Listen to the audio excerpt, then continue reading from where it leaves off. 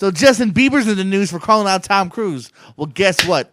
Michael Caine, if you're listening, I want to see you in the parking lot, son. And Sean Connery, nah, he'd probably stab me. We're cool, Sean. We're cool. Welcome to a show about shows. I'm here with Dutch McAllister, the man on the cowbell, Dizzle. I'm JPO. We got a great show. Dutch, how you doing tonight, baby? I'm doing there well, Mr. Owens. But I got to tell you, the show is kind of streamlined tonight because we just wanted to do something nice and neat. Episode 16, which you know what that means. It's 4 more till 20. Wait a minute. You stole that from me. You said you didn't want to steal it, but you stole it. Anyway, we have a great show for you tonight, I hope. It's Wait, whoa. Oozing with confidence over here, Dutch. Well, my production was not great for me tonight. But anyway, we were going to review Men in Black International. Here comes the Men in Black. We're going to talk The Kid. We're going to talk Shaft. We're going to talk Murder, Mystery, and Slaughterhouse Rules. And we're going to go over the top 5 Tom Hanks films. Who I've been asking for this for a while. I said I've always wanted to talk some T. Hanks. We're going to talk some Tom Hanks tonight, son. This was tough. And I've given it in. I've given in to your will. And then we're going to do some news and notable stuff that we always call it. But first, I want to do something for you, brother. We don't do this often, but you, sir, are going to make an appearance June 30th at the Millennial Brew House. I believe it's at 8 o'clock. We don't do. I feel like we do this every episode. Well, we do, but we haven't done it in a while, like me trying to pull stuff out of the air. Maybe one episode. Yeah, probably one. Yeah, we're plugging your Millennial Brew House place. I know it's called Millennial Brewery. Yeah, a little higher. Well, you're not even on the angle. But anywho, This is not even on the shot. You're on Dutch right now. Yeah, you're on me. You're on me. There you go. Hold on. Here. I don't know if you're gonna get really a shot. No, go back to Dutch. Don't zoom in. You can't zoom in that far. But anyway. Oh, there you go. Go ahead. There we are. Okay. A good idea that did not get executed very well. But you're gonna Website. you're gonna be just there. follow us on Facebook. Follow us on Twitter, our YouTube. Are you actually pushing your Twitter? Called on Facebook. We're on Twitter now. It's Real Pro Wrestling Florida, man. Yeah. Got that. I'm on it, I believe. Yeah. So anyway, You should. I believe I sent you a. But so that's coming down pretty soon. You got a big card. You got a big match going on. Anything that that we're waiting to see that's going to happen. Yes, sir. June 30th, at Millennial Brewery in Fort Myers, Florida. Big card. It's actually a benefit show for Matt Bowman Jr. He's a referee of ours whose house unfortunately burnt down. He lost all his belongings, as he said. I think about 90% of the house and his belongings were burnt. He also tragically lost his pet dog in the fire as well. He's currently living in a hotel, but yep, that looks like it's it. And June 30th, we're doing a benefit show for him, so definitely all proceeds, benefits will go towards him and trying to get together for his new house and trying to get some belongings back as well. Tremendous card we got for you. Titles will be on the line. Nick Abrams defends the title against Sammy C. Some say he's the fastest man in pro wrestling. We're going to have Zach Monstar battling Raven Havoc in a Madhouse Rules match. And believe me, if you've never seen a Madhouse match, it's something to see for sure. So that's June 30th. It's a good show for a good cause, and we hope we see some beautiful people out there. That's fabulous. So I unfortunately I won't be there, but I will donate to the cause. So I'll wait for that cash tonight. I don't have it on me, but I will give it to you. So the first movie we're going to go over tonight, I want you to introduce it because I'll do the next one. But we're gonna do the film reviews right now. Men in Black International. The Men in Black have always protected the Earth from the scum of the universe. In this 4th installment, they face their most challenging foe, a mole from within. Na. Isn't it always the most challenging foe? Has a premise never read? And this time, things aren't that tough. I would like a film to say that, just to be honest, because I think I solved the whole mystery about halfway through. This time, it takes about 20 minutes. This one stars Chris Hemsworth, Tessa Thompson, Kumail Nanjiani, Rafe Spall. Emma Thompson. Oh, Emma Thompson. I'm sorry. I was screwed up with the 2 Thompsons for some reason. Liam Neeson, and introducing the Bourgeois twins. I hope I said that right. Yeah, it's close enough. I was going to say, you're no help. I'm not going to help you with that, my friend. Never at all. But yeah, this movie I thought was great. Really? Okay. I'm not going to say it was like everyone's dream movie. No, you don't have to over-explain. But I got to tell you, though, Chris Hemsworth and Tess Thompson, you know what? We talked about this briefly, but those two are just the best couple to ever watch on screen. They ooze charisma. There's nothing but you just want more of them. And we see it with Thor Ragnarok. We saw it a little bit in Endgame. But I always I want to see more of those two working together. Liam Neeson did a great job for his part. Emma Thompson, not that much, but Rafe Spall, Agent C, I believe, was Sure. I think it's Agency, but I think his performance was just great. Just to see him banter with Chris Hemsworth, those two characters again had a great camaraderie. So I think everyone had fun making this movie. But yeah, at the end of the day, the film is well worth the watch if you have something to do. Go ahead and what did you think about that, Jordan? I'm not excited about it as you were. I thought this continues to me the summer of meh. This is perfectly fine. It's definitely, I would say, a fun night out if you enjoy the other Men in Blacks. I would say this is kind of to me on par with the third one. Doesn't touch the magicalness or the chemistry of the first movie, but it's definitely better than the second.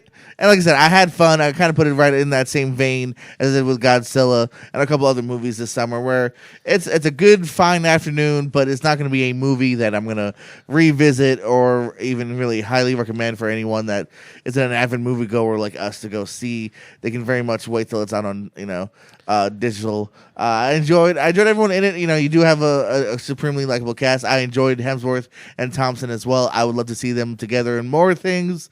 Kumail Nanjiani as the voice of a little tiny alien is really fun. But yeah, I had an okay time. I don't want to underrate it. I'm gonna give it 3 snowflakes out of 5. Like I said, it's doable, but it's I wouldn't say great. And like you said, it is more just for the casual moviegoer, somebody who just wants to waste some time in the theater and just watch some good puff movie, a good puff movie, we'll call it. But I'm going to give it 3 snowflakes as well. I agree.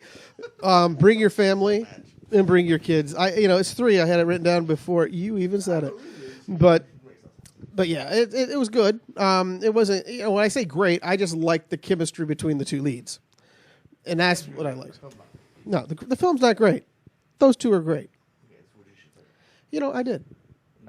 It doesn't really matter. I gave it a 3. I'm sticking by it. How was the plot and the storyline, the character? And you even kind of said it. The plot is you see one of the twists coming from a mile away, and Yeah. I remember just kind of seeing that the last segment, and again, just kind of like, all right, just it seems like it was kind of going by the motions. Yeah, and there was not really a lot of memorable scenes. Kumail Nanjiani.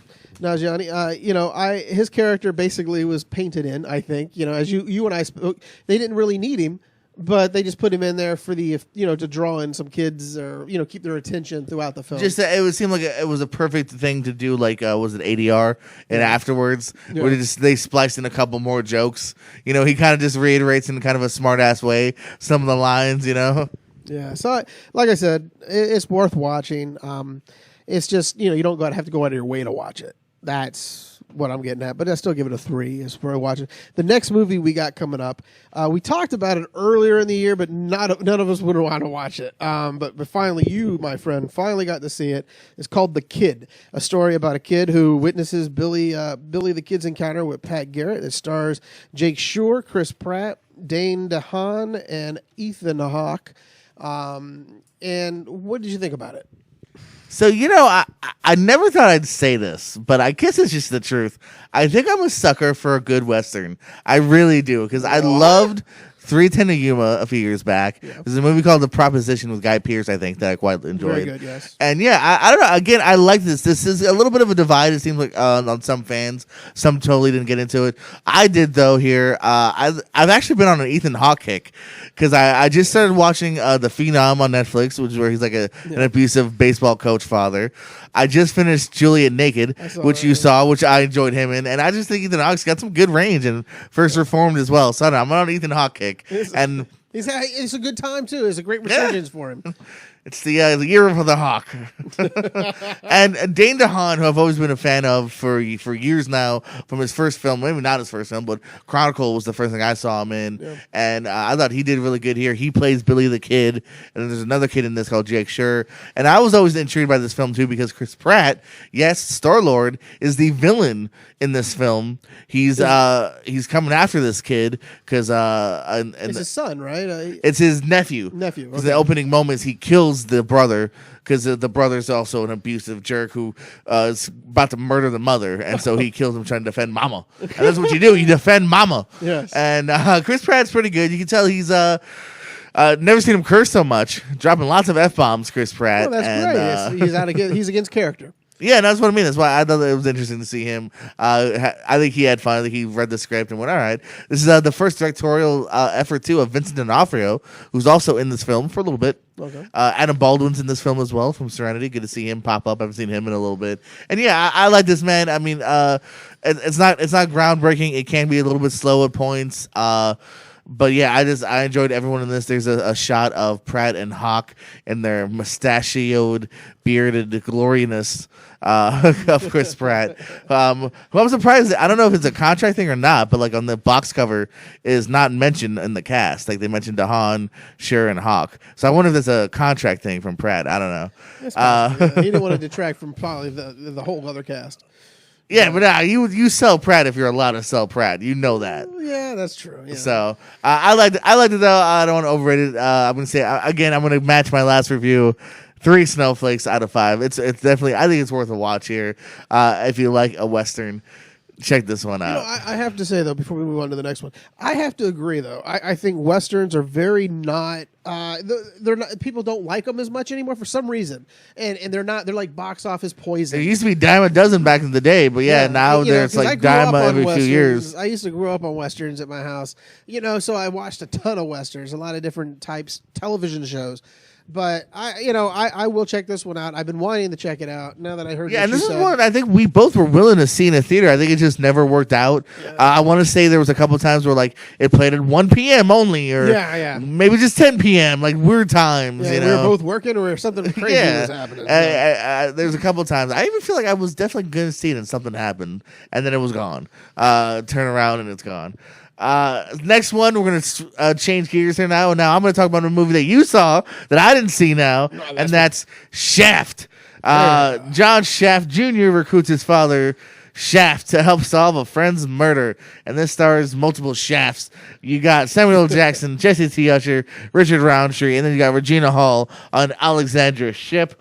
I was a little busy this week. You saw Shaft. What'd you think, Mother? Shut your mouth. I tell you, to me, this was a great take. It's a lot better than the first That means take. 3 stars. It was a lot better than the first take of The Shaft with Christian Bale. Nothing against that Well, one. what did you think of that one? I remember not liking it. It was not that great. I probably gave that 2.5 if you were to put it down on our scale today. About 2.5. Not a very big fan of it. But this one did what we always want a movie like this to do. Is to make it light and fun, and also serious at the same time, so you can have it all. But you just don't. This definitely did scream to me as more of a lighter take. 'Cause if I recall the 2001 one, I felt like it was a little darker. No? Yeah, it was a more heavy-handed film. This one, they just took a step back. The Jesse T. Usher comes in and he plays Shaft's son, who's basically been raised away from him because Regina Hall did not want him to be around Shaft because he was a bad influence and he was a danger to him. Although props for Sam Jackson again with Regina Hall. Yeah, and I'm sitting there, I'm watching, and this kid is basically the opposite of what Shaft is. Shaft is a cool, shut your mouth, right? This kid is like a Comic-Con nerd who's afraid to do anything outside the box.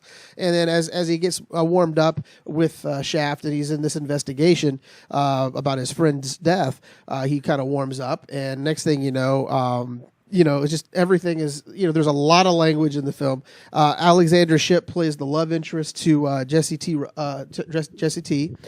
You've known her Storm? from... No, well, I believe she may have been Storm.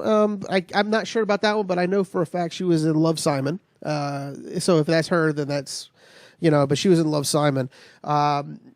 Great little actress. I want to see more of her as well. in the future. At the end of the day, I just thought the camaraderie that Samuel L. Jackson and Richard Roundtree had, along with Jesse T. Usher, just an unbelievable casting for all three. And I'm going to surprise you. That is Storm, by the way. Okay, it is Storm. That's okay. So she at least shows her acting chops in this one, and of course, loves Simon. Storm, she just shoots things. with Hey, Wonderbolts. don't shit talk Storm. Give me your snowflakes. I'm giving it a 3.5. You Much of know, a shocker. yeah, it's a 3.5. It's 8. You know, 3.5 is a lot more than I thought I was going to give it before I even went in. As I was pulling some things up here, the two of those movies that you guys have come across here are three of the most anticipated films, remakes of 2019, I guess. Yeah, and then of course you see the one that we're going to watch later is Terminator. I Yeah. saw that Terminator. So far we saw. I don't believe Terminator. this list. Whoever made this list, though. Well, you know, Was anyone that much looking forward to Shaft? That's one of the reasons the news so great at the box office. Well, I think what it is everyone's right now fatigued with seeing these rehashes. But you know, it was something that made me interested in seeing. I came on board probably about a month before it came out. Because I got to see more of a trailer. And then I said, okay, I could do this. So yeah, if you want something light, it's fun, it's digestible, great soundtrack, there you go. That's Shaft. So the next one we have coming up is on a Netflix because Adam Sandler has a big buku contract that he's still making the money off of. It's called Murder Mystery. A New York cop, played by Adam Sandler, and his wife, who happens to be the Jennifer Aniston of Beauty, go on a European vacation to reinvigorate the spark in their marriage, but in the end get framed and they're on the run for murder of a elderly billionaire. This also stars Donnie Boone and Luke Evans.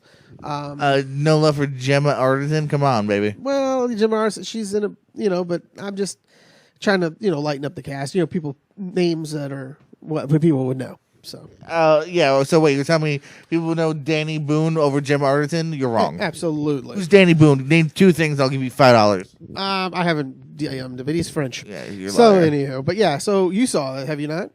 I actually, well, you had this in the notes. I hadn't seen it, but because I love this show, I did watch it last night around 5 a.m.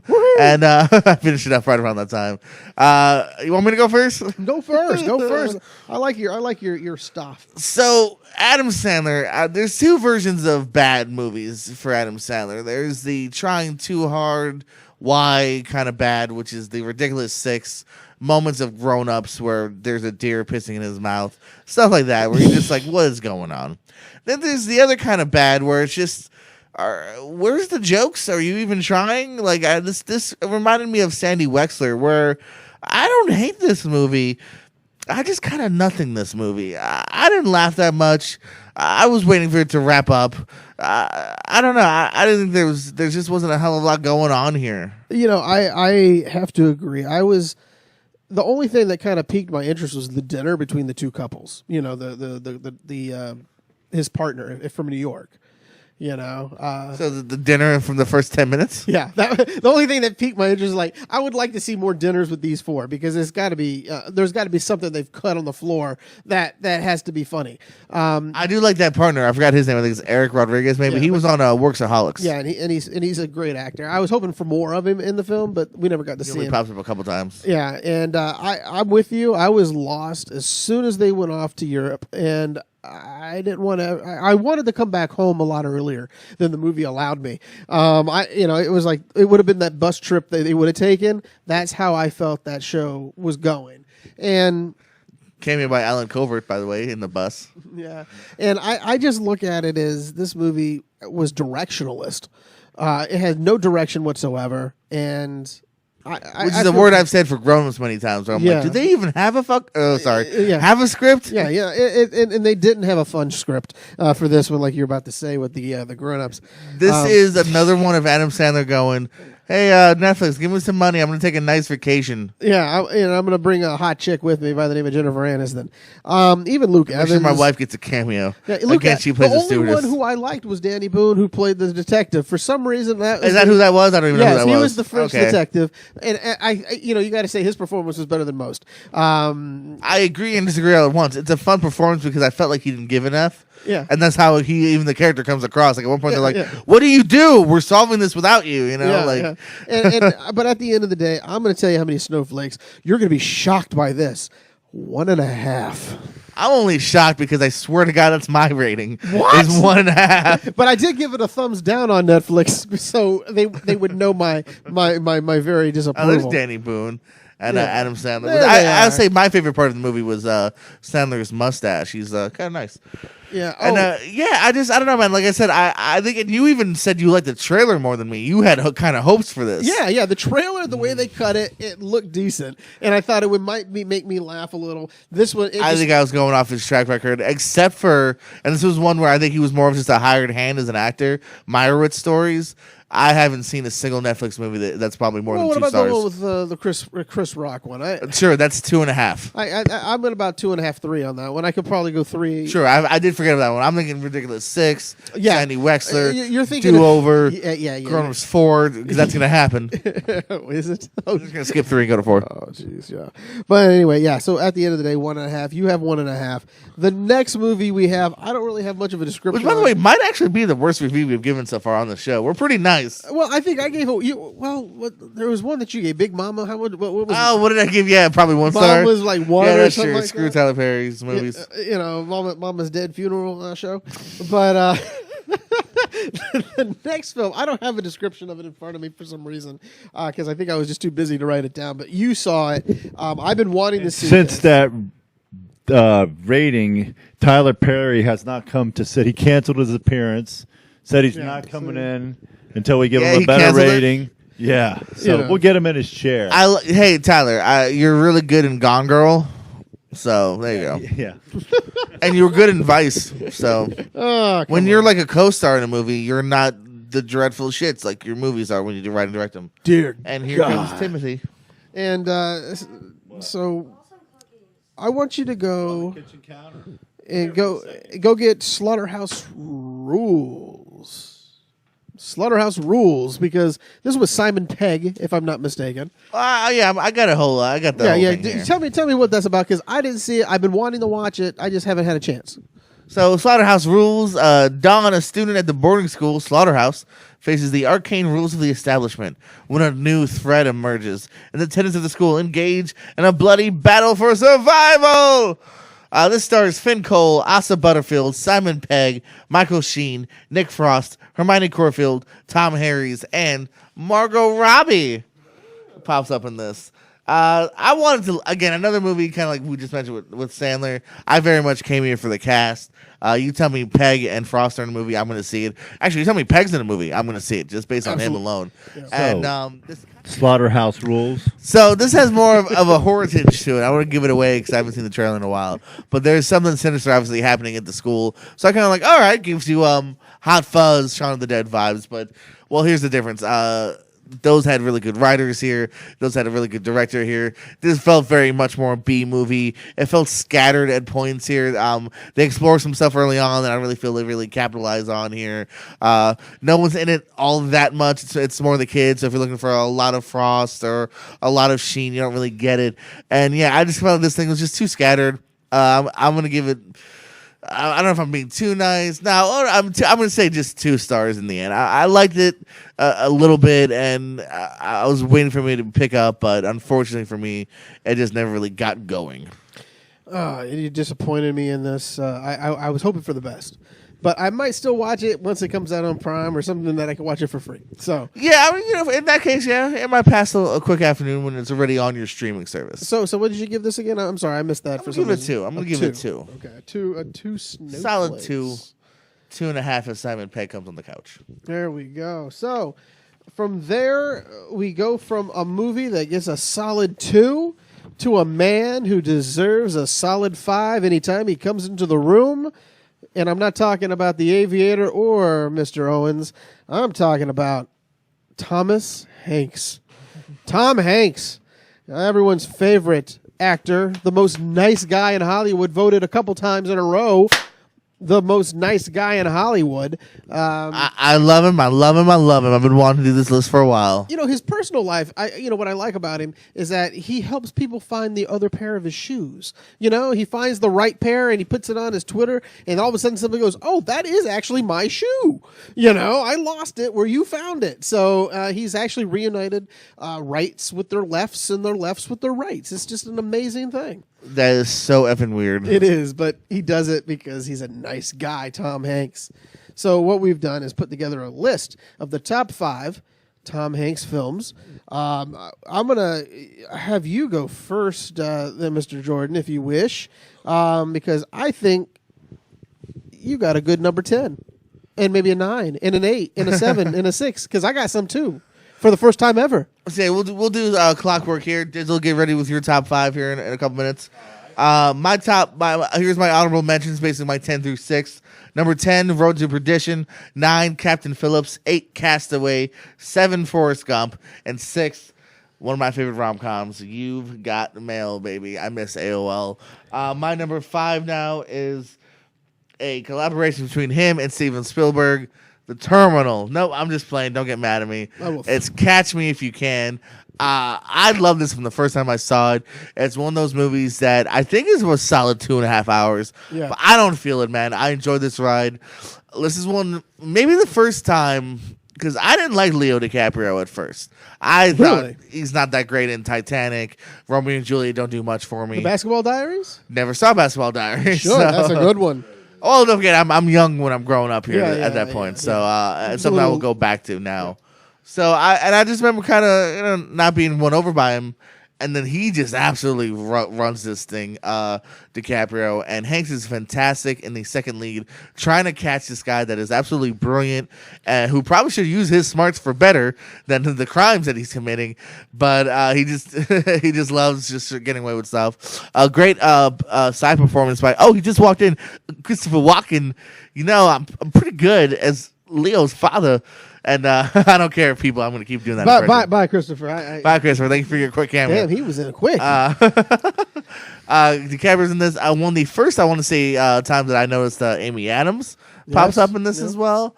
And some more good supporting stuff here. One of my favorite uses of the PG-13 single F-bomb are in this. The Tom Hanks delivers towards the end.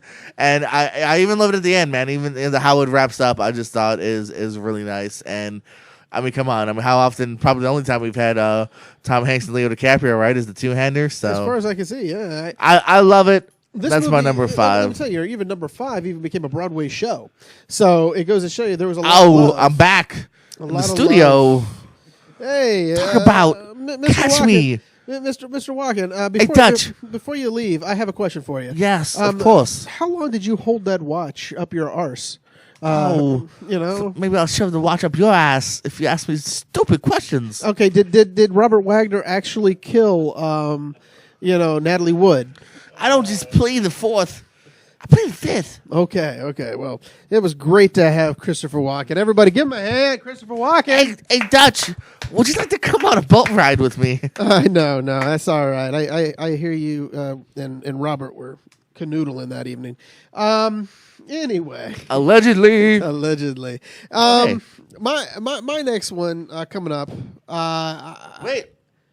Did you go or did I go first? You went first. You just did number Digital 5. should go next. Let's go we're clockwise. Counterclockwise? I thought we were going to go clockwise. That is clockwise, isn't it? You go first.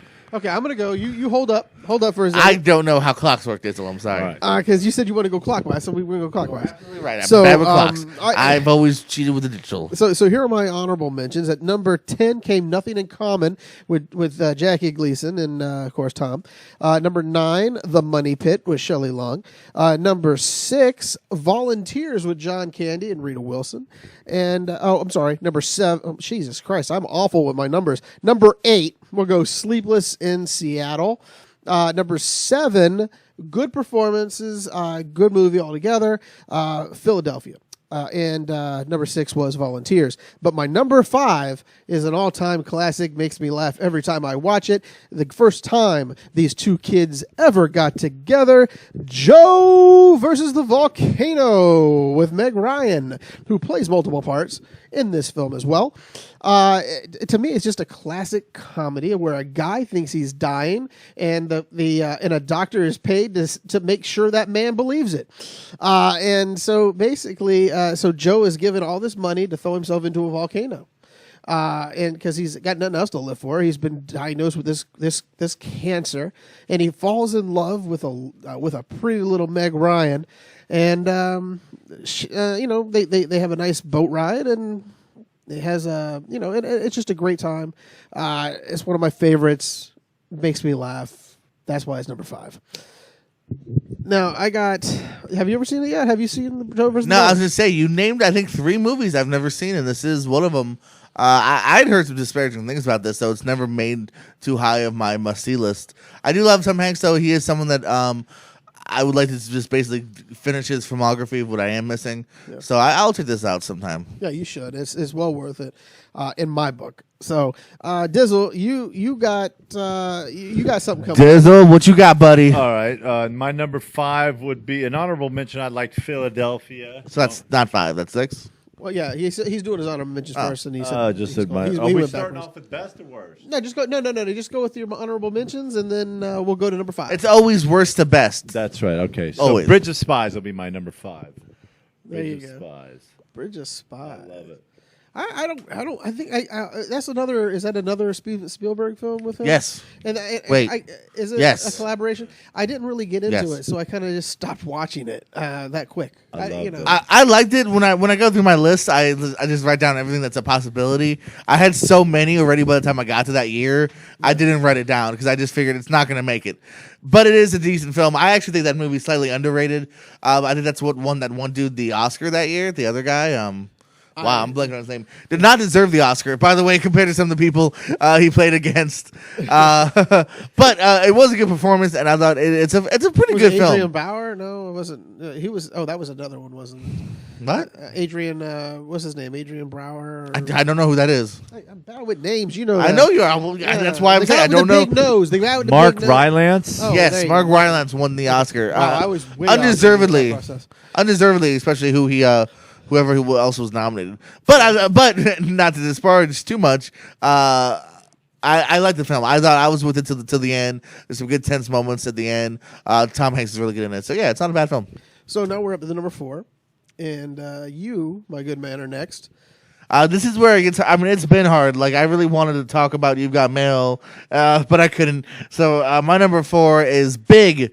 Of course, it's a super lovable movie. We mentioned it, of course, recently when we watched Shazam, and any kind of movie whenever it's an older person trapped in a young kid's body. Oh, I'm sorry. This one's a young kid trapped in an older person's body. Yeah. Sorry, Same, but same with Shazam. anything. Yeah. Same with, it's the opposite of the movie Little. So, There you go. Well, Little's the opposite of the movie Big. Yes. So what a super charming movie. Probably the first time I think where Hanks went from a B-lister to an A-lister, in my opinion, baby, when you look at his filmography. Just so many sweet moments in this. It's a movie that I think is still watchable today. I just love it, man. I don't know how much more I can say. Iconic moments from him and the piano. with Robert Loggia. Robert Loggia, never more lovable. Robert Loggia. There's the box cover. It's just Penny Marshall is just a great director. God rest her soul. I believe she's passed now, but I think that she was a great director. I'm gonna talk about a film on hers as well here. But Big, it was a good movie. And so you know what? I'm gonna surprise you though. It didn't make my top 5, so we're safe. Whew! I know, first time ever, right? But yeah, I agree with you. Big, it does make you happy when you watch it. It has some great morals too in it. You know, about wishing for something that you can wait for. You know, you should wait for things that you need. So it's my turn now for number 4. I am going to go with another Penny Marshall film, League of Their Own. Tom Hanks' performance as the drunk skipper. You know, that's where there's no crying in baseball. You know, that is a great line. His character though is just he grows there's a lot of growth where he's he's a misogynist pig. Doesn't think women should even play the sport because they're not man enough. And so you watch it, and as the time goes on, his character does develop, and he sobers up. And just the whole cast alone is worth the trip. You have Gina Davis. You have Madonna, who's actually pretty good. You have Rosie O'Donnell. And I think John Lovitz, of all things, was actually palatable in that movie, So, yeah, it was a good, delightful film. And it makes my number 4. Yeah, this is one of those reasons why this list is tough. It could be my top 5 or top 10. It was tough, man. I enjoyed this film as well. Just a really sweet movie filled with many moments. Again, another movie where I really kind of even like the conclusion a lot. When you see a little bit of a flash forward, if you will. And yeah, Hanks is great in this. It might have really not made my top 10 because I was kind of going for more starring roles to a large degree. But yeah, it's a great film. I can't argue that. So number 4 for you, Mr. Aviator. Captain Phillips. Captain Look at me. Phillips. Look at me. I love that. I am the captain now. Yeah. And what's his name? The bad guy there. I thought that He won an Academy Award. He won the Best Supporting Actor. He did. Yeah, I thought it was fantastic. I can't remember his name because Akbar. yeah, I'm gonna look it up really quick. But yeah, It's what my did number you 4. like? But Big, you know what? I should have Big in there as an honorable mention also. What did you aside like from about Philadelphia. Captain Phillips there, boss man? I just loved it. Loved the film. Loved the story. I thought he nailed the role. It's based on a true story, right? One of those when they kept attacking. Yeah, those that and cargo ships. another one that I thought about, but definitely didn't make the top 10, but was still a good film. Sully, too. Tom Hanks pretty good in these true stories. Barkhad Abedi.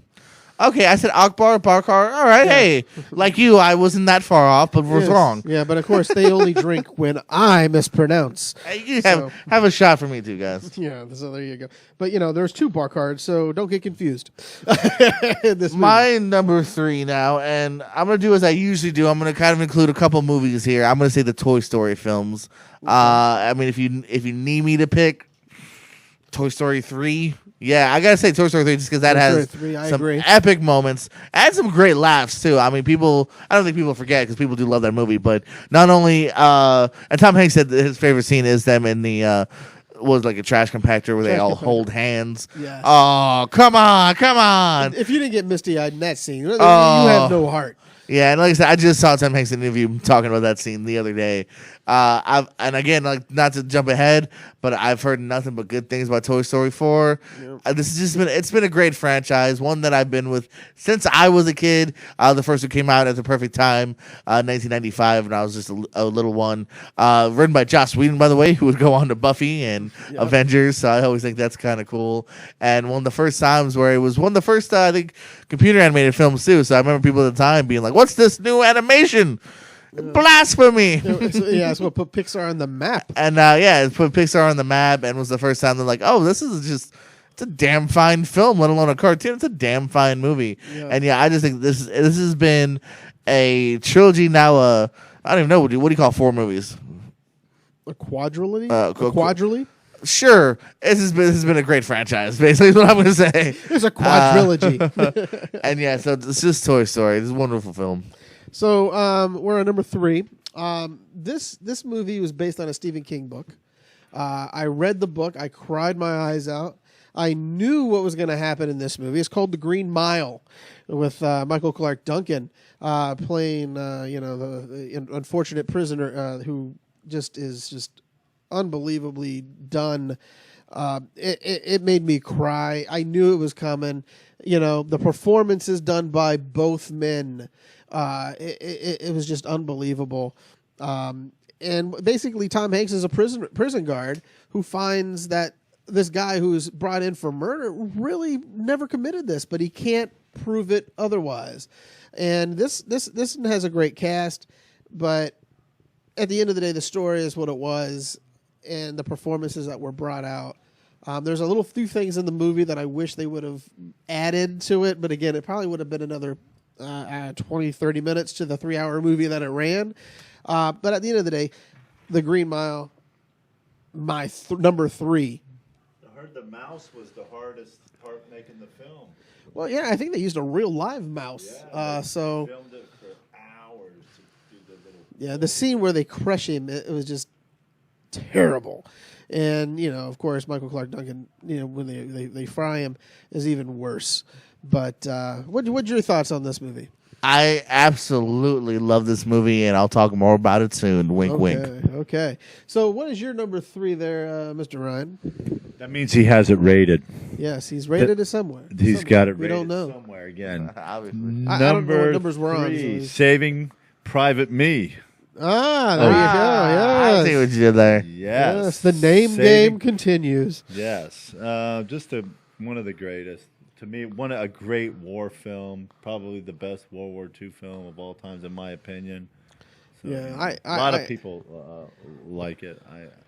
I agree with I you love it over the years. wholeheartedly, and I think we might be discussing that a little later as well. Well, you know what? You're wrong because we're discussing it right now. 'Cause my number 2 What? is Saving Private Ryan. Can I just say it? Number 2 is Saving Private Ryan. So obviously a lot of love for Saving Private Ryan in this room. 2, 2, and 3 respectively. Yeah, I actually believe I might have seen this first in school if I recall correctly, which we had to sign parent permission slips because it's rated R and it can be a very bloody film. Yeah. And I mean, first of all, again, The talk opening about scene. The opening scene is iconic and still definitely Shocking. shocking and like watchable now, as in like I don't think you can shoot any better now, despite whatever kind of new effects we have and whatnot. Yeah. It is just fantastic. It's harrowing. It's oh my god. Oh, there's even don't put that up for too long, or we'll get demonetized. Yeah, but not that we get monetization. Yeah, but I got I get goosebumps thinking about that scene. That opening scene is just unbelievably shot as well, and I think it feels like it's just one long camera shot, but it's not. But it feels like it. And kind of like you mentioned with Green Mile, it's just a great story here at the center of just morality, doing the right thing to a large degree. Of course, and a huge cast here too. Huge cast. Yeah. One of the first times you might have seen Vin Diesel. Matt Damon, of course, Nathan Fillion as the first guy who they think is Matt Damon. Then lots of pop-ups too. I think Ted Danson pops up at one point. Adam Goldberg's in this. I love Adam Goldberg ever since too as well. Great character actor. And yeah, just from beginning to end, you're enticed with this unit. You mentioned Green Mile, and another one, Barry Pepper, pops up in both this and Green Mile, and is really great in both as well. And yeah, just a great film, arguably the best war film too of all time.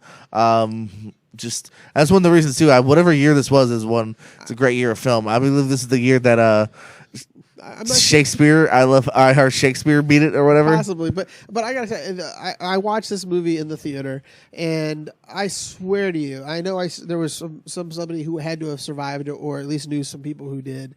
The Omaha Beach thing, because this man was just crying. Oh. I'm already thinking about it, and I'm starting to cry. You know who that was? It was Private Ryan. I'm getting teared up just thinking about him, because I was watching it and I knew this was affecting him somehow, and I was like, wow, that is powerful shit to see and to just look and just feel these memories, these things, your fallen brothers. It shook me when I watched that. So I had a different perspective. I'm getting a little teary-eyed, as you probably can tell, but I don't really care. I'm a man. I'm able to cry a little bit and weep about it a little bit. But it's a great movie. Dutch. Does this affect you more than the third season of Downton Abbey? No, this movie? No, it did not. I mean, this is an honest question. I'm trying to get to the I'm bottom be of honest, it. I was laughing. I thought you were joking. if you think about what happened to Downton Abbey, that third season just is a wreck for me. But this one, because there was a gentleman who had that Navy hat on, and whatever, I don't know if he was in it or what, but he was in World War II, and you knew that he was feeling that. Hey, remember those tears you shed? Hey, you earned it. But yeah, so it's a great movie. That's why it's our number 2 and 3. Unfortunately, didn't make our number 1s. So Ryan, what's your number 2? Because we haven't gotten to your 2 yet. No. What is your number 2? My number 2 is, well, I got it as Castaway. There you go. Because I just love the film. He's all by himself. And I just watched it again recently, so that's going to be my number 2. Castaway. I love Castaway. It's my number 8, which again I think just shows Wilson! It shows you, I think, the quality of filmography from Tom Hanks. That it's Wilson! only my number 8 because it could definitely be in top 5s of any kind of caliber. Yeah, I mean, just I always say I don't always say this. I don't know why I just said that, but a true sign of a great actor is when you can stay with one guy for an entire film. Not everyone could have pulled this off, but Tom Hanks could. You could watch him on that island for 10 hours and still be enthralled. Here's the funny thing about this film. I don't know if you remember it, but he gained a crap load of weight. So they filmed a little bit at his heaviest. 6 months later, they filmed him 60 pounds light. And then he did a little bit more and more, and they had to hold off shooting. So it took about 2 years almost to make this movie, and because they wanted it took that long. Yeah, because they wanted to get him rail thin, and that's what made me watch it again. Who's the director on that? Robert Zemeckis. Robert Zemeckis, Yeah. So that's what he was saying is that he goes, well, why don't we film this such and such or whatever, and then next year lose 60 pounds, we'll come back next year and film the island scenes. Yeah, and it was just perfect. I mean, it was you can't ask for a better part. And I agree. Toned down Robert Zemeckis too, who's known more for special effects to a large degree. Yeah, this is a really just stripped down film. Frighteners, and then Back to the Future. Yeah, and Polar Express was another Tom Hanks film, which I don't think made any of our lists. No, it did not. It didn't make ours at all. So now we're at the nitty gritty, people. How many times are we going to overlap? We don't know. But number 1, Mr. Owens, tell us, please, what your number This one. You talked about you earlier. I told you I was going to talk about it later. That's Green Mile here. Again, this is a tough last few ones to really rank in order because I could flip-flop between probably the top 3 very easily. But I went with Green Mile right now just based on just the heart of that film. You mentioned this is based on a Stephen King novel, and this shows you the... Because it's definitely it's not it or Cujo. But there is a magical element to this as well, and that's why I actually really dug it and liked it as well. Like I said, with Michael Clark Duncan just giving a fantastic performance. Very sad that he's no longer with us, as you can see him on the screen. Yeah, and another one that just everyone in here is David Morse, Sam Rockwell, Barry Pepper. I want to say Bonnie Hunt as the wife. I believe so. Yes. All just doing great, and yeah, it's just. It's long and you do feel it. It's one of those. This is an old school sentence. This was a 2 VHS set, I believe, back in the day. Yes, it was. I do remember. And you feel it, but you're still with it the entire time, and just it's a wonderful movie. It's a wonderful tale, and again, a movie where I think. I could be wrong, but I think if it wasn't for the casting of Hanks and Duncan, I don't know if it would have hit you as hard as it did because those two just absolutely nail it. And I believe Michael Clark Duncan during that period, this is really his first big main film. They just absolutely they saw his size and they were working out or something. They said, "Hey, can you act?" And he was already dabbling, and I think he just did. I think unfortunately, until you get to the point where he was, as a guy of that size, I think sometimes you get pigeonholed into certain roles. Like I think literally the same year he's in A Night at the Roxbury just simply as a bouncer. Yeah, So then there you see Sam Rockwell. One of his first great supporting characters, Billy the Jack or Billy the Kid, one of those type of. I haven't seen it lately enough to tell you character names, but yeah. But yeah, he's been in a lot. He's won a Academy Award for 3 Billboards and a few other nominations for. He was in Vice. Don't forget, he was George Bush. Nominated. Yeah. His fingers eating chicken wings. My number 1. I'm going old on this one. I'm going to go old school. Splash. Tom Hanks, Daryl Hannah, Eugene Levy, John Candy. I still remember the first time is they basically it starts out they're on John Candy was in that. Yeah, John Candy plays Tom Hanks' brother, who's just basically the most perverted man you've ever met, but allowable for Disney films. And he was basically, as a kid, John Candy's character was dropping quarters and dimes and looking under ladies' skirts in the very opening scene. And, as a kid, and then he picks it up and whatever. But Tom plays another, basically sees Daryl Hannah for the first time when he's a child, but he puts it out of his mind. Then they flash forward years later. You have him running a produce stand. for grocery stores.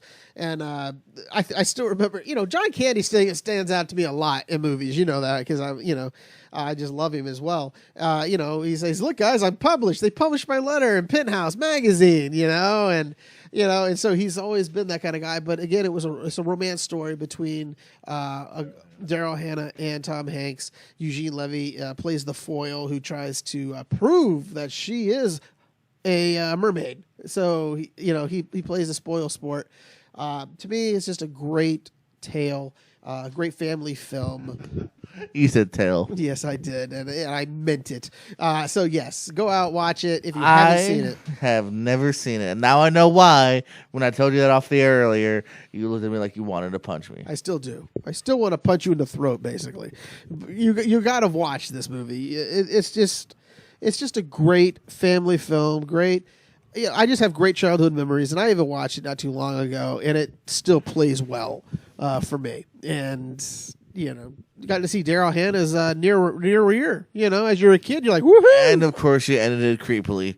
So, Dizzle, I was a kid. what is your number one T. Hanks film? Thanks. It's my number one T. Hanks film, and it's my number one film of all times, Forrest Gump. Forrest Gump. Forrest Gump. This is the story about a strange dude that ends up doing just fine in life. Yep. And I can totally relate to it 100 billion%. Forrest Gump 2, starring Dizzle, this summer on ABC. Yes. They wanted a sequel that for some movie reason, gets right? me every time. It's another Robert Zemeckis, right? Yes, another Robert Zemeckis film. Yeah. So I loved it. And that had to be my Run, number Dizzle, one. run! Yes. Yeah. Yeah. Well, there's many different shrimp dishes. Shrimp Creole. Shrimp gumbo. Oh yeah, we could mix that with Shrimp fricassee. What was the? Bowl shrimp. Yeah, I like it. I like fried shrimp. Shrimp Creole. I like popcorn I like shrimp. shrimp with I little like cheddar shrimp. bites on I like it. I like shrimp with bourbon shrimp. avocados. I like when a show about shows goes off the rails. What was that? What were we? That was our creepy. That was Rami Malek. Yeah, Rami Oh, Malek. Rami Malek, like- That's yeah. right. Or I riff love for that. sunsets. But so there you go. Our I love number one. hiding in your closet. So your number one again. Let me just go through these really fast. Jordan, what is your number one again? The Green Mile. I chose Splash. Splash. And you, my good man, chose Forrest Gump. Forrest Gump. Mama always said, life is like a box of chocolates.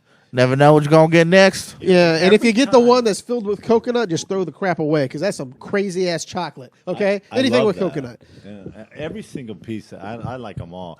Every time I get on a bus, you know what I mean? You get Every on time- buses? Every time, yeah, like whenever I'm on a vacation. or Oh, okay, whatever, okay. I'm always walking back. Now, Rosie, if I'm on a bus or whatever, she says, "The seat's taken." Or whatever. She's waiting for my Forrest Gump line. He ends up meeting his best friends on all of the buses that he takes. So Yeah. I have to go through my Forrest Gump line every time. For some reason, it just takes over me. But I love the movie. But yeah, it's a good movie. But this again, first time we've in a long while. Well, not really in a long while, but we all three of us have a different number one. I like it when we do that because it shows there's a lot of different movies for everybody, and Tom Hanks is worth the watch no matter what. You I love you, Tom Hanks. I love you so much. Yeah. So, He's a great ambassador for cinema, for a show about shows in general, right? yeah, he was going to do this, but then something about Jordan not liking, not watching Splash. He said, "I'm not coming," and I was very upset. He was right so, here. Yeah, he was right there in the parking I never lot. saw Splash. He was right out in the parking lot, up. and he just got upset. We'll do some news. We're going to do some news and notes. Yes. Let's All right, do it. baby. News. We got some new trailers out. Anyone see the trailer for Doctor Sleep? New Who? Stephen King trailer. No. It's the sequel to. It. No, you don't know this? The Hulu show. No, it's the sequel to The Shining. Oh, I don't care. Doctor Sleep with Ewan McGregor. It's all about the kid, Danny. He's grown up, but there's still some creepy shit going on. Does he He's still got have the them shit in? shining. Does he have the shinning? He's got the shitting. Do we So do- I dug it. It starts out very slow, but then it starts to really ramp up towards the end of the film. There's a little bit of flashbacks to the first film. It is based on a book, Doctor Sleep. There you go. Released not too long ago. In fact, I remember reading an excerpt of it from Entertainment Weekly. That's the only time I read. Glow season 3 trailers out. I absolutely love this show. We're going to be talking about Netflix Yeah, shows I saw, and movies and the trailer the specials other next night, week. actually. And I might be talking about Glow next week because I absolutely love this show. So I'm glad to see it's back for season 3. Yes. Weird show on Showtime is called, let me get this right, On Becoming a God in Central Florida. But it's filmed in Louisiana. Probably, yeah. Georgia? Kirsten Dunst, Alexander Skarsgård. Yeah, I just thought it was a funny title, so I had to talk about it. Ready or Not trailer is out. This one, Samara Weaving, Adam Brody. I forgot what her name is, but yeah. Basically, she's maybe going to marry. Someone's got a ringtone with dogs on it. She's gonna maybe marry into this new high prestigious family, but first they have to play hide and go seek, where she has to live to the morning because they're literally trying to murder her beforehand. And just looked like a fun horror trailer. And then finally, I gotta talk about this one. What is it? Were you a fan of the Banana Splits? Never heard of it. No, nothing. Well, what is No the one? banana splits? It was a kid show, kind of like, I don't know, maybe like Pee Wee Herman's Playhouse, with just characters and felt costumes. They're Never saw making a Banana Splits movie, but it's horror, where all the characters somehow want to kill them. It's got a lot of buzz. I thought the trailer was fine. It definitely. Here's the thing though about the trailer. Yeah, there you go. Okay, cut to that, and then let's see if Dizzle. Oh, that's like H&R Hufflepuff. Yeah, we never saw Banana Splits. That's the banana splits? Yeah. No, I thought, okay. So no, I've seen the characters. I've never actually. Okay, yeah. But all these characters now are trying to murder you. Oh, And the thing is, though, it got a very B-movie vibe, and I almost feel like the only reason they called this Banana Splits was because it's got a lot more attention than I think if it was called, Happy Fun Time Saturday Morning. You know what I'm saying? Like, I kind of feel like that's the only reason they went with this is because there's another shot of the band. See, there you go, Dutch. Oh, yes. Okay. Now, I've seen the pops, actually. They have pops of these, I think. Oh, yeah, I'm sure they do. So, yeah, some people don't like that they're making this a horror film. It is kind of strange. But like I said, I think, there's some Pez dispensers. But I think that's the only reason they call it. No, it's a Pez dispenser. Those are Pez, but they're pops. They're pops Pez dispensers. Oh, I know that. I didn't know that was the thing. Yeah, that is. The Game of Thrones prequel series has begun filming in Northern Ireland, the same location, of course, the original series. The story takes place thousands of years before the Battle of the Iron Throne. So, Ooh, I probably will not be subscribing. No, Game of Thrones prequel series. Yeah, we're not going to be subscribing anytime soon. After they treated me It made so much money, they're not really stopping. They're filming.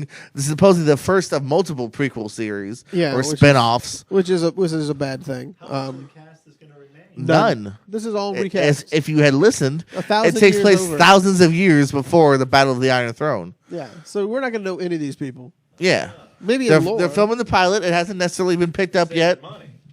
Pretty much, yeah. Yeah, well, kind of, I'm sure there'll probably be some notable names to an extent, but yeah, no one that's on like a 6-season contract. Could Sean anymore. Bean be in this one? Can he No, not be because dead? Can he's he not die? 1,000 years old. But he doesn't have to die. He could be somebody else. He could be an ancestor. No. Yeah, bastard. The MTV Movie and TV Awards took place a couple of nights ago. Some noticeable winners. I wonder if Khaleesi's grandma's hot.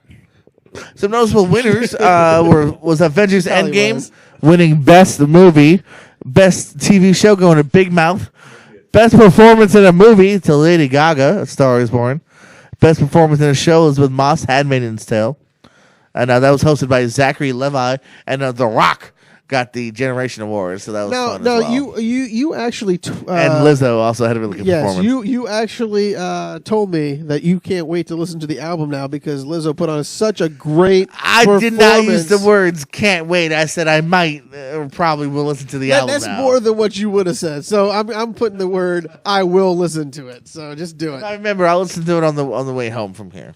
Yeah, there you go. Amityville Horror. It's not done. They're making another one. Another? Amityville 1974 is in the works, and it's based on the original murders. They made many of these. Ryan Reynolds Wasn't that was the in one original? several years ago. Probably, but they're just saying it's not like a sequel. They're going back to the first or whatever. Let's reboot the reboot. Pretty much. You might as well not, because I think the last one or two might have been direct to DVD. Oh, I don't one even remember. Google gave me. One actually Google just said, here, you own it. Please now. It's take almost- this. You know, and I was like, I'll watch it because you gave it to me, but I didn't like it. Speaking of Game of Thrones, you know who else didn't like the ending? Lena Headey, who played Cersei, says Yeah. she also wanted a better ending for her character. None of them liked it, okay, to be honest with you. Anyone seen the first still image of West Side Story that's been released? A little bit of backlash on it is that basically they felt like they very much went with it's the Disney version of West Side Story. Everyone's It's- freaking pretty. It's and skinny. Steven Spielberg doing this, so And Steven Spielberg, you know, but still, like I don't know, that should be nothing. Like he ruins me. I don't know, it just looks like the very glossified Jersey Boys. Well, you know, version if you of look at West the Side cast of the Story. original West Side Story, they were kind of pretty, but they weren't like glamour pretty. I don't know how this still is going to Yeah. look. Do you have a still of that by chance? I don't know. You'll see Ansel Elgort from Baby Driver is in the film, Oh, geez. along with some So other they're going- really pretty kids. They're in the street. No, gotta look for the movie West Side Story movie Yeah. image. But yeah, so No, I'm just kind of thrown because I don't know. I thought they were just going to go for an actual ability instead of looks. So I'm not sure. nope. This seems very Hollywood-fied. This seems very like I said, Disney-fied. This is like what Disney would cast. So it's like Newsies. We're gonna watch Newsies, everybody. Okay, don't ever bad talk Newsies. Dave Bautista has said that he would love to play Bane in a Batman movie. I would love to see him play Bane, and not like this kind of Bane. You know, I mean a real Bane. You know. Then you have my permission to die, Dutch McAllister. Yes, there's nothing. But yeah, that's just him. Just some fan or interviewer asked him, and so I don't know. Yes, that is the cast. Is it? That's one of the girls. Yeah, that's the new girl right there, I believe. The girl, Mikilla Bennett, I believe. She is new. I think that's because they're trying to get it to mostly because Natalie Wood played the Hispanic lady in it, and so they're trying to get more of a Hispanic cast. Well, you know, instead of whitewashing it. But You got any news, Jimmy? well, you know, he's Dutch. still turning through. But I found some news here that I want to share. That awful Adam Sandler film that we both really tore up. Netflix actually said, "Hey, you guys are morons just now because 30 million views of that movie over the weekend. 30 million people watched." Well, hold on. I'll counter that right now. First of all, views means absolutely nothing, especially when it's on Netflix. It takes nothing. It doesn't take any extra money out of my pocket to click on that movie and to watch it, and then later on regret that you watched 2 hours. Well, I'm his just films usually get good reviews. Or I'm sorry, good viewings. I know, So I'm whatever. just saying, they're saying it got nearly 31 million viewers. I personally, I feel bad that I even did it. So Even Adam Sandler is surprised. Look at him in this photo. What? what? There's somebody in the light on the bottom. good Sandler impression. You know? I think he has an internal bet where he's like with his friends, like, no, listen, I can phone in any piece of shit and people will watch. Yeah. Him and David Spade have a running bet together, and poor David Spade. That's where he's not in movies anymore because he's bet with Adam Sandler. I bet you a role in your next film nobody watches, and he goes, David Spade had 2 Netflix movies in the last couple of years. well, and he was in one of actual Adam Sandler films. Do-Over, that's what I was The saying. Do-Over, yeah. So, what else we got for you, boss man? Hunger Games prequel, more prequels, baby. Both the books and the movie is in the works. Again, this one's going to take place many years. Maybe during the first one, you don't quite know. There might be some familiar characters. Some have been speculating maybe Donald Sutherland could Donald come back. Sutherland's character. Well, not Donald Sutherland though, but like a young version. Well, can we bring Kiefer in? Yeah, hey, Why not? Let's bring Kiefer if we're gonna go not crazy. horrible casting. Yeah. So we might have that, and I don't hate this because I mean, like Battle Royale or Hunger Games, I could actually see this being a fun like HBO series if you let it be like R-rated. Yeah, I just don't.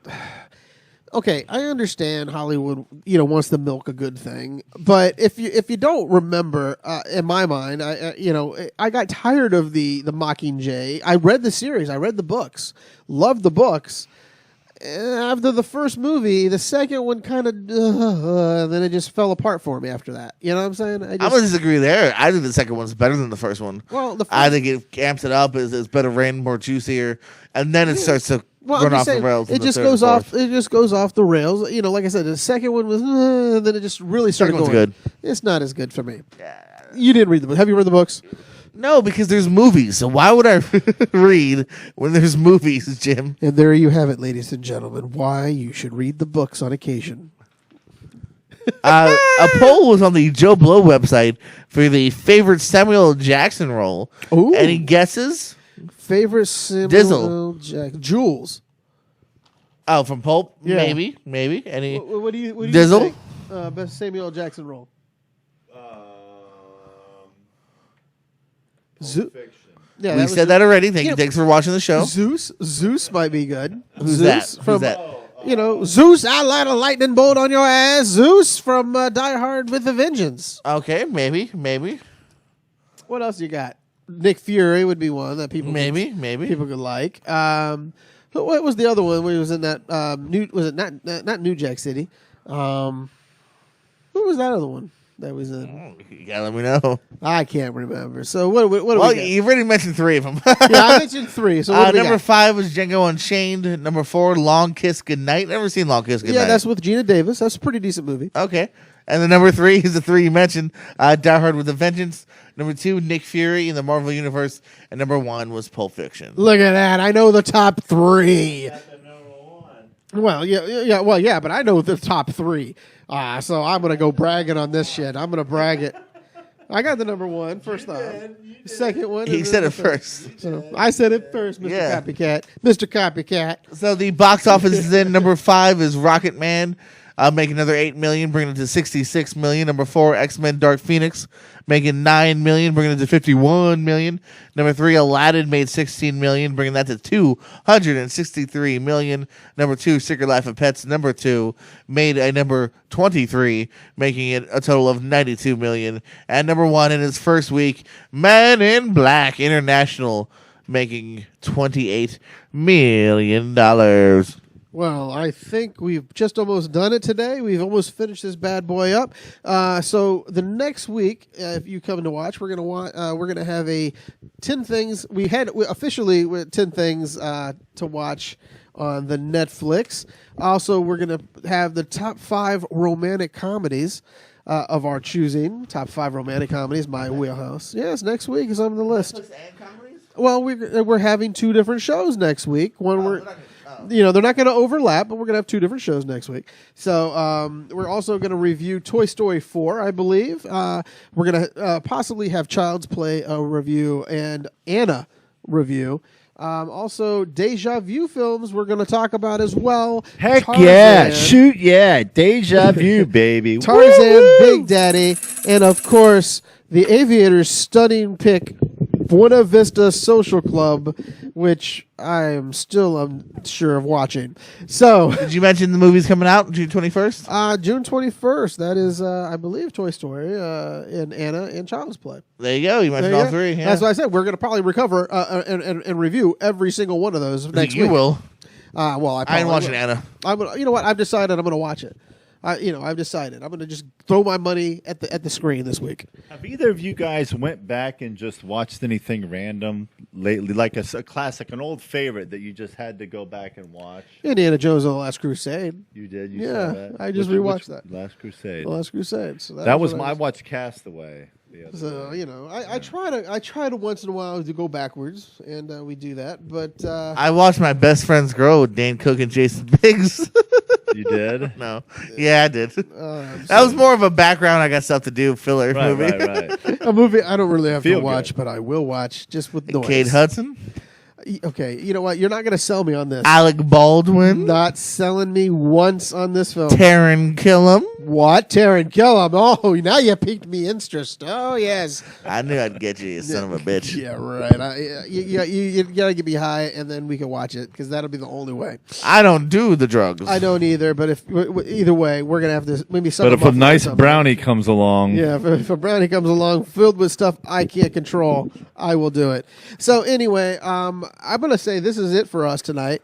I have to say thank you again to all who have listened. Don't forget to like us, check us, scare the shit out of me, and bust an eardrum. So thank you again. I am Dutch McAllister along with... Jordan Pierce Owens once again calling out Michael Caine. Show up, mother. And R.D. Bizzle Yes, so in the hizzle. thank you all. Thank you, guys. Good night, and I'm going to We steal love it. you. I'm going to steal it. Good night and good we luck. love you. Good night and good luck. L is for the way you look at me. O is for the only one I see. V is very, very This is extraordinary. E Just singing you guys is love even more than anyone that you adore and love. Is all that I can give to you. Love is more than just a game for two. Two is love can make it. Take my heart and please don't break it. Love was made for me and you. Good night.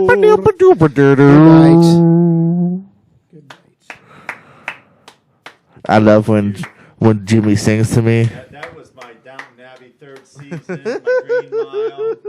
That was great. Green Mile's got nothing on us.